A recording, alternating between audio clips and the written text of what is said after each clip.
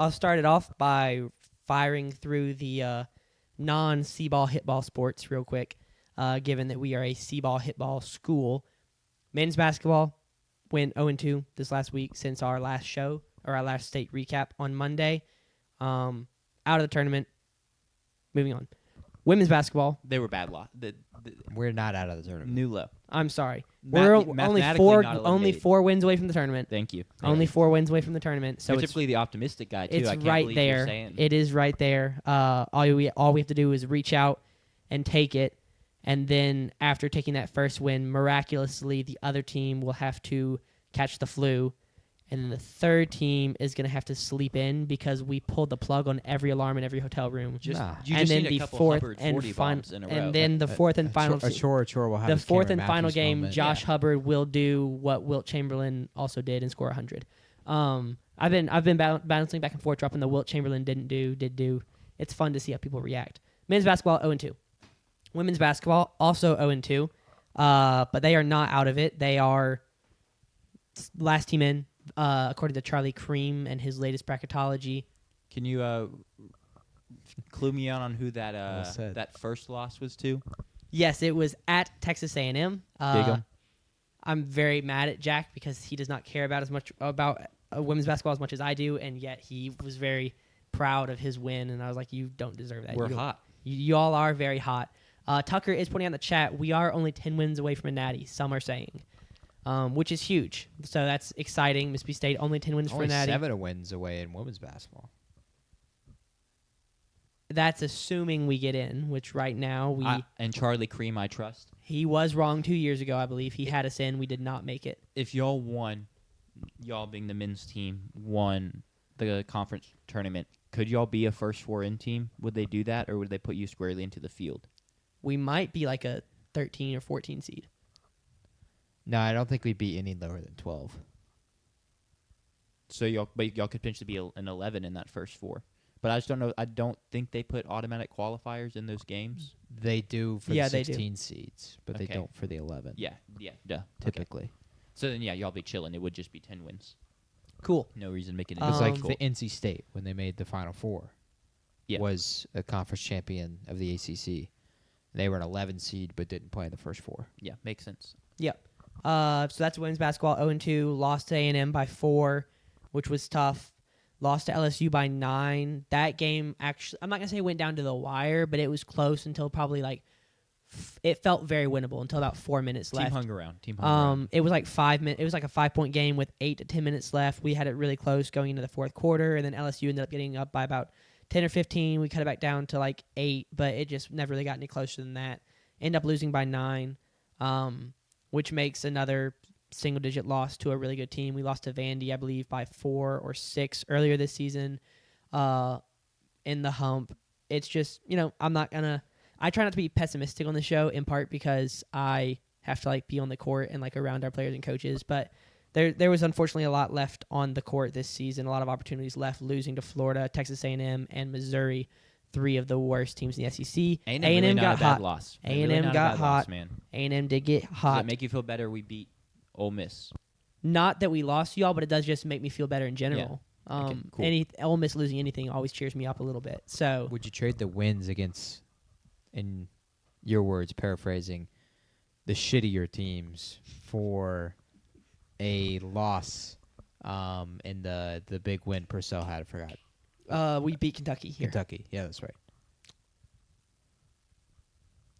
So I can get a 3-for-1 deal? Yes, we win those 3 games, but we lose the Kentucky game. I think I would take that trade because we still get the Tennessee win. Y'all are squarely in the tournament, I feel like. I don't know that. I think that Kentucky win is probably helping us out a good bit as far as being in the tournament, but I still think that Florida loss was probably quad 3. Yeah. I think I'm taking that trade. Sure. For several reasons. The first being it helps our tournament chances. The second being the questions about Purcell's consistency are less prevalent. It's more of, we just lost to the best team we played and beat the worst teams. That's fine. I'm okay with that. Right now, it's more like, well, how come we're playing up and down to our opponents? That's what just doesn't make sense. And now with the offseason approaching, it's going to be the question of how. So we had 4 seniors on Sunday, yesterday, play their last game in the hump.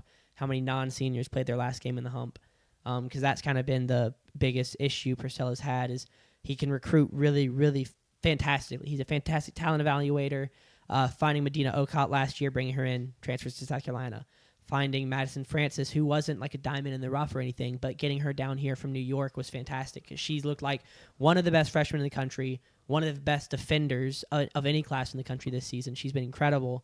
So he's done that, I would say, consistently, is finding, evaluating talent, getting to the campus over schools that I'm sure wanted them more. I'm sure there were other teams out there that wanted Madison Francis, a 5-star player, but he just hasn't been able to keep them.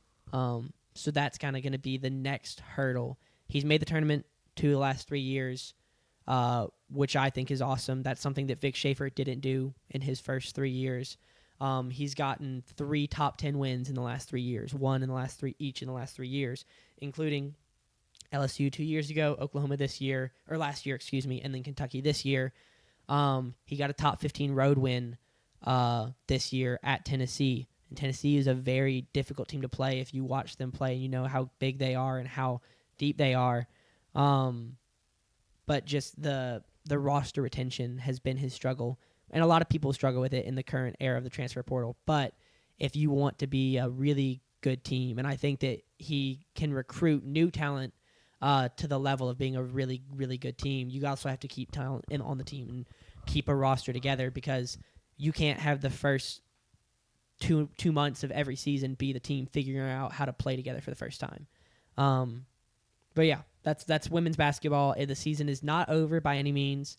Like I said, Charlie Cream got his last 4 in.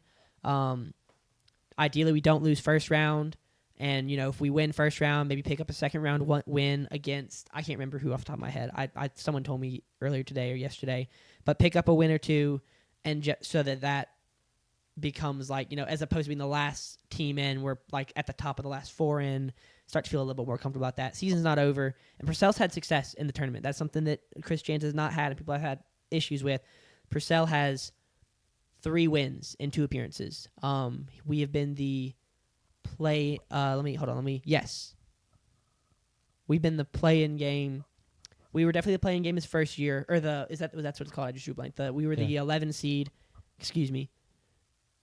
Yeah, we had the play-in game his first year. We went to South Bend. We won the play-in game. We won the second game, and actually almost beat Notre Dame in the second round as they were hosting in South Bend. Missed it the year after that, even though I believe Charlie Cream had us in. Last year, we go to USC, win the first round, lose to USC in the second round. So he's got 3 wins and 2 appearances, I believe. I don't think we were the play-in last year. So yeah, he's got tournament success. So if we get in, that's something to watch for because we can absolutely win a game or 2, which would be awesome to do. What about 6? We could win 6. Cool. I genuinely believe this team at its best, as it's shown, right, beating a top 10 team in Kentucky, hanging with number 5 Vanderbilt, losing to them by I think 6, losing to Kentucky or LSU by 9, beating Tennessee on the road.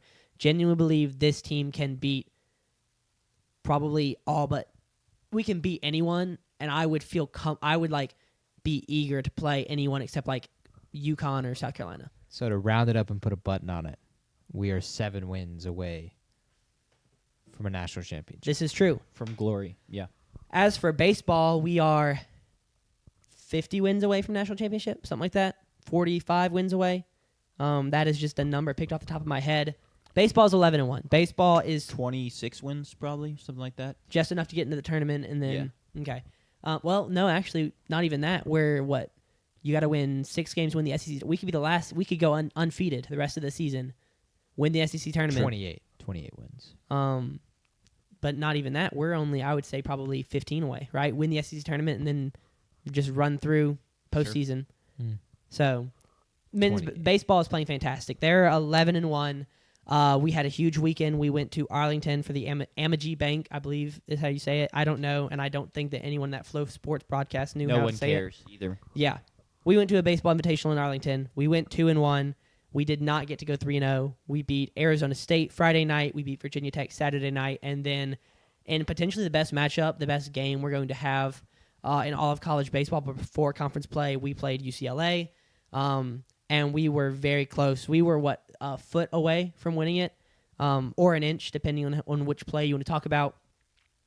Top of the ninth, 2 outs. We hit their leadoff guy, and then the projected number 1 pick in the MLB draft comes up, hits a 2-run home run to tie the game. Goes to the bottom of the ninth. What was it? A leadoff double, and then Tucker Medlin was there. He is still in the Dallas-Fort Worth airport. So, sorry, Tucker. Well, I'm glad that you are getting to enjoy the show. I can't wait to hear more about it either tonight or I'll text you, and I'd love to hear more about it.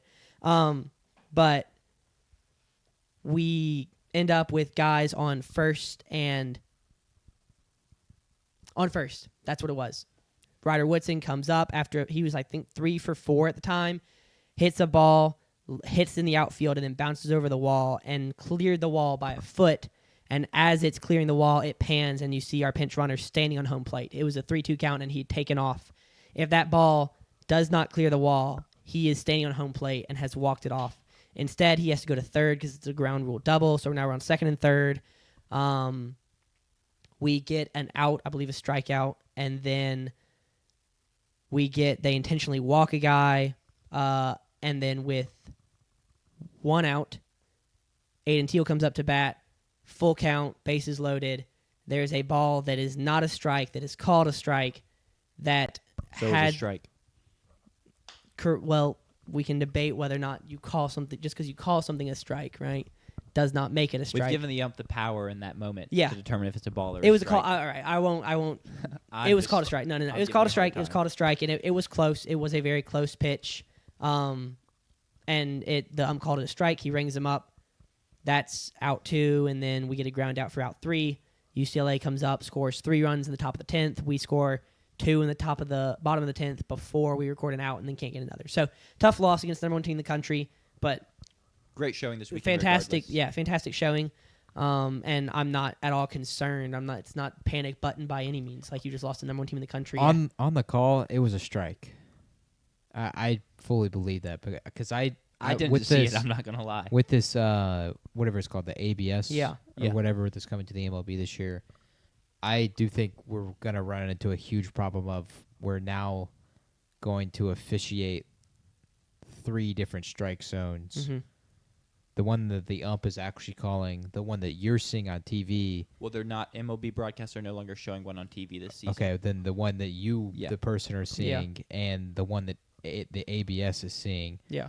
But the ABS strike zone isn't the umpire's strike zone. Have you seen the so studies? that can be officiated completely Have you seen the differently. studies that are showing how MLB officiating is actually is the ABS strike zone, and it's gotten closer and closer and more defined That's great, but it's over not the years? fully the Right. ABS strike Obviously zone. And not. There will be a call here and there. And so I think it should be fully, assuming the umpire is an Angel Hernandez, Sure.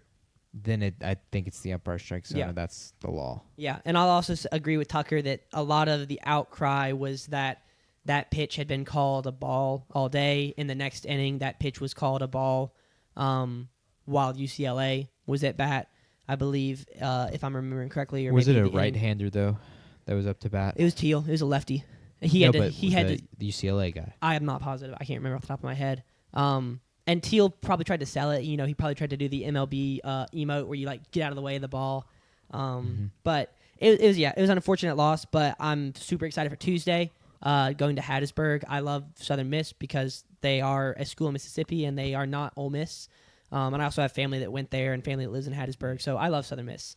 Not on Tuesday though. Not on Tuesday. Absolutely not. But I am excited to watch that game and hopefully win. Sure.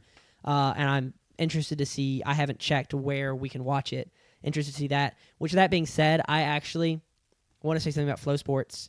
I do not despise Flow Sports, despite what my Flow Sports password was that I shared with y'all, because I saw someone make the really great point that while you may hate Flow Sports and the poor broadcasting job they do, were Flow Sports not to exist, we just wouldn't have these games watchable at all, in all likelihood. ESPN's fault. Right. This is in part ESPN's fault. You know what but they were showing instead of your Arizona State Texas A&M game that was after the UCLA game? You know, Was what it on like ESPN? Slippery slope or slippery steps or something like that? No offense to Dunk or Mogi. Was it pickleball? It was disc golf. Oh, that's tough. Wow. Yeah. That's actually diabolical. But all that to say, Flow Sports, they picked up the women's basketball invitationals over Thanksgiving when ESPN is covering Maui and Vegas and all the men's stuff. If Flow Sports didn't cover those, ESPN wouldn't, so nobody would. Baseball, right now, we're in the final stretch of conference play leading up to all the conference tournaments.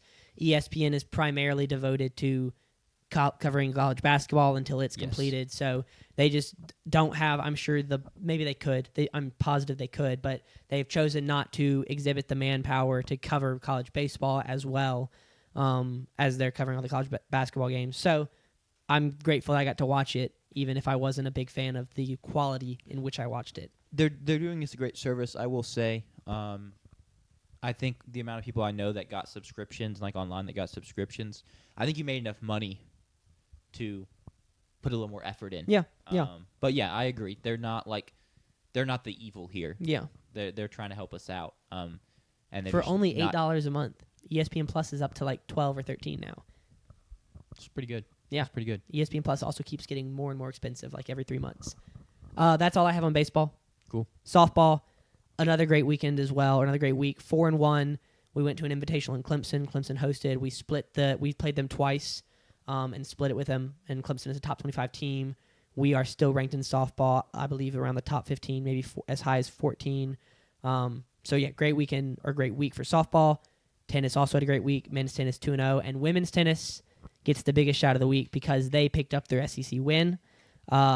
First one since the 2023-2024 season. We went undefeated in the 2024-2025 season. So, huge shout to women's tennis. That team is much better than last year. The improvements they've made have been great. So, yeah, we are a C-ball, hit-ball school, including baseball, softball, men's and women's tennis. So that's the school we are now. We are not a ball in the hoop school or a ball in the rectangle school in the end zone.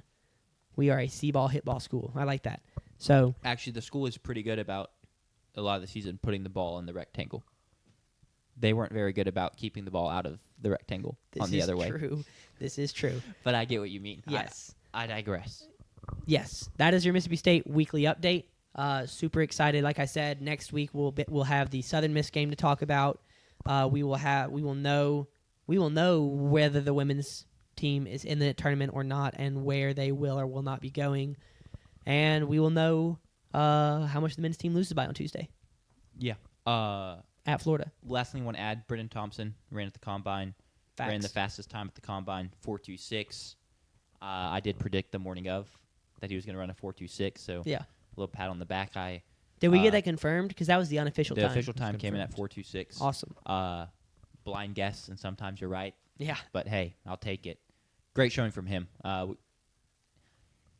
was a great showing, but I also, it's nothing new. Everyone kind of knew he was going to run the fastest time, so good job not screwing it up, I guess. It made me a little nervous because if you look at every other fastest guy ever at wide receiver, none of them have had more than a 4 to 6 year career. So there's some good money in that. There is. I'm just maybe Brendan Thompson be the exception and get 8 to 10. You could say that about just every football player. Yeah, but I'm just saying it's we hype up this who's gonna he cracked the top 10. Oh my gosh, he's now the third fastest player we've ever had at the Combine at wide receiver. And then you look at the list and it's John Ross from Washington, and I think he got a second contract, but it wasn't with the team that drafted him. Cincinnati's a fraudulent franchise at the time. Yes, still is. Fair. Next, they have made a Super Bowl more recently than your Saints have, but. What does it have to do? I don't know. That's just their claim to not being fraudulent. They made a Super Bowl. John Ross was way before that. True. And they weren't a fraudulent Who franchise. is He was drafted in 2017, 2018. They made that run in 2021. No, he had to have been drafted earlier than that. Pretty sure his 4-year contract was up. I thought it was 2017. Who is their coach that they just had every year? Marvin Lewis? Marvin Lewis. Mike Tomlin. He was Walmart Mike Tomlin. Regardless, John Ross, I don't think he was on the roster for that team anyway. So the franchise had gotten it together at that point, and they were saved by Yeah, it's 2017. 4 years. Their Lord and Savior, I should say, Joe Burrow. Yeah. Joe Burr. But there's just nobody on that list that I'm You see his throw in the snow? No, I did not. Joe Burrow. Was it pretty sick? Do I Yeah, need to go look it up was his pregame Buffalo Bills game. Let's wrap up the Mississippi State Combine with that shout out to Brendan Thompson. Well, I do want to say the list could get some boost here. True. Xavier Worthy's still early in his career. This is true. Um, That wasn't like there is some hope, I suppose. But right now the list doesn't look great. That I mean, I was a Henry Ruggs believer until Henry Ruggs True. did stuff worthy of landing him in prison. So don't go down. I'd rather you be a bust, Brendan Thompson, than go down that route. Let's just say that. Yeah. But yeah, we can wrap it up.